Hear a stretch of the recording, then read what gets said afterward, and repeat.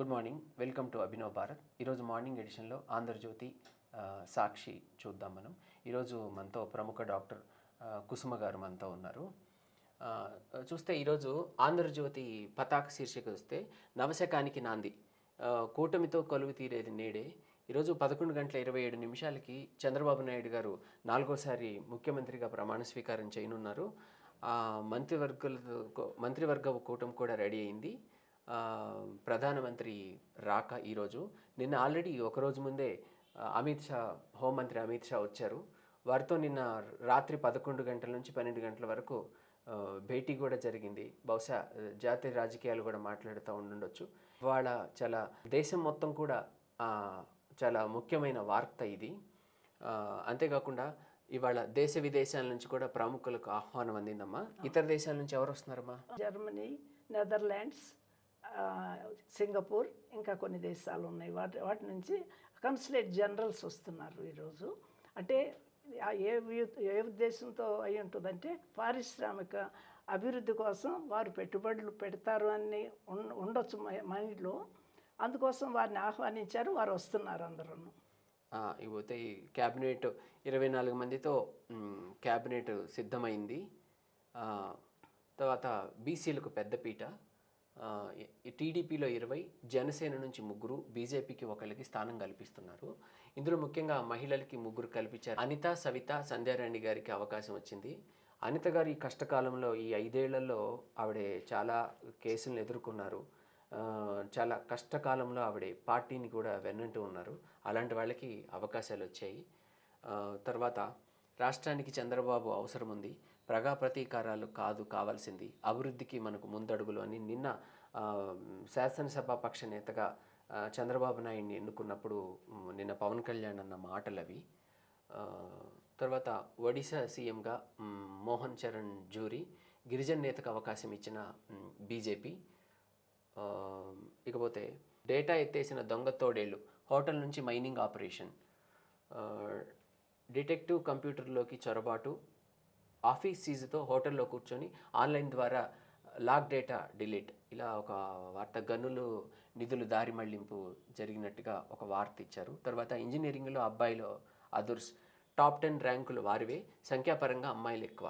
అంటే ర్యాంకులు అబ్బాయిలకు వచ్చినాయి అంటున్నారు, కానీ ఉత్తీర్ణులైన శాతంలో అమ్మాయిలకి ఎక్కువగా ఉన్నట్టు మనకు ఒక వార్త వచ్చింది ఈరోజు.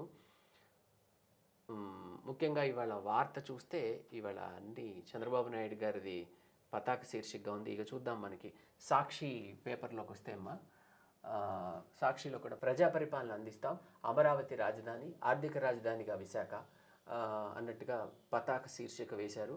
ఎన్డీఏ శాసనపక్ష సమావేశంలో చంద్రబాబు, కేంద్రం సహకారంతో పోలవరం ప్రాజెక్ట్ పూర్తి చేస్తాం, నదుల అనుసంధానం ద్వారా ప్రతి ఎకరానికి నీరు అందిస్తాం, రాష్ట్రం శిథిలమైంది, సంక్షోభంలో ఉంది, 93% సీట్లు 57% ఓట్లతో విజయం గతంలో ఎన్నడూ లేదు. చంద్రబాబు గారు అమరావతికి, రాజధాని అమరావతికి 34,000 ఎకరాలు గవర్నమెంట్ నుంచి ₹1 కూడా ఇవ్వకుండా ఆయన ఎక్వైర్ చేశారు. అది ప్రపంచంలోనే ఒక వింత అయినటువంటి విషయం. ఇంకా ఎప్పుడు ఎవరు ఎక్కడ ఇంత ల్యాండ్ పూలింగ్ చేయగలగలేదు.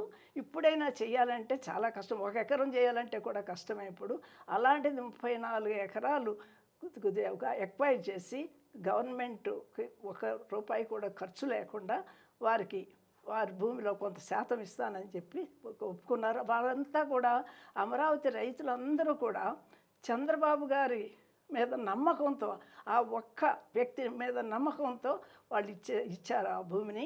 దాని తర్వాత అప్పుడు బాగా మంచిగా డెవలప్ చేశారు. తర్వాత గత 5 సంవత్సరాల్లో దాన్ని వాళ్ళు శ్మశానం అప్పటి ప్రభుత్వం దాన్ని నిజంగా అలాగే కుప్పగూల్చింది. దాన్ని ఇవాళ అయితే అమరావతి రైతులకు కూడా చాలా సంతోషం. ఇప్పుడు ఈరోజు అమరావతి రైతులకి అది ఏం దినమని చెప్పాలో తెలియదు. సంతోషమా, ఇంకా ఆనందమా, లేకపోతే హర్షాతిరేకాలు కలిగినటువంటి రోజా మనం వర్ణించలేనిది.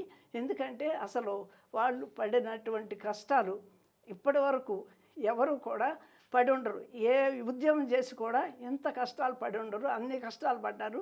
అందులో స్త్రీలు అసలు చెప్పలేనటువంటి అంత అవమానాలు భరించారు వాళ్ళు.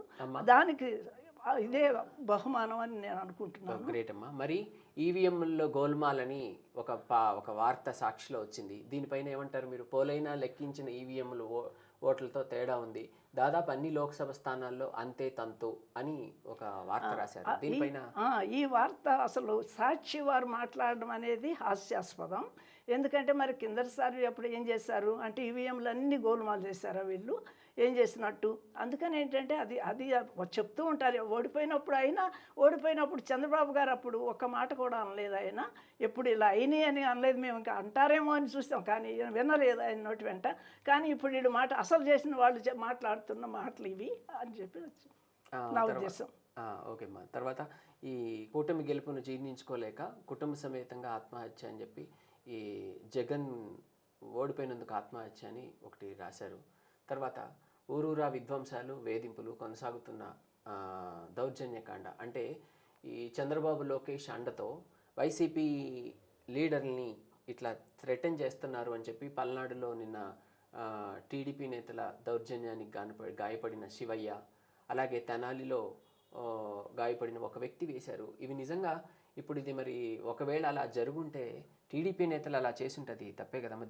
ఈ వార్త పైన మీరు ఏం మాట్లాడతారు? ఇప్పుడు ఇది ఎంతవరకు అంటే జరిగే ఉండొచ్చు ఎప్పుడైనా, కానీ అప్పుడు గత 5 సంవత్సరాల్లో వైసీపీ నేతలు కానీ వాళ్ళ కార్యకర్తలు కానీ చేసిన దౌర్జన్యాల్లో ఇది ఎన్నో వంతు, 1,00,000 వంతు. అన్ని దౌర్జన్యాలు, అన్ని దమనకాండలు జరిగినాయి.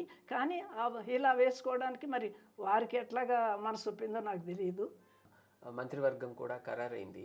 అయితే ఇందులో మన పవన్ కళ్యాణ్ గారికి డిప్యూటీ సీఎం అని అంటున్నారు. మరి దానిపైన ఏంటి, వారికి ఇవ్వడం సబబే అంటారా? తప్పనిసరిగా డిప్యూటీ సీఎం అనేది పవన్ కళ్యాణ్ గారికి డిప్యూటీ సీఎం ఇవ్వడం అనేది చాలా సంతోషం. అది ఆయన్ని గౌరవించినట్టు అవుతుంది అనుకుంటున్నాను నేను. మనం తప్పనిసరిగా, ఎందుకంటే ఆయన పాత్ర చాలా ఉంది ఇందులో.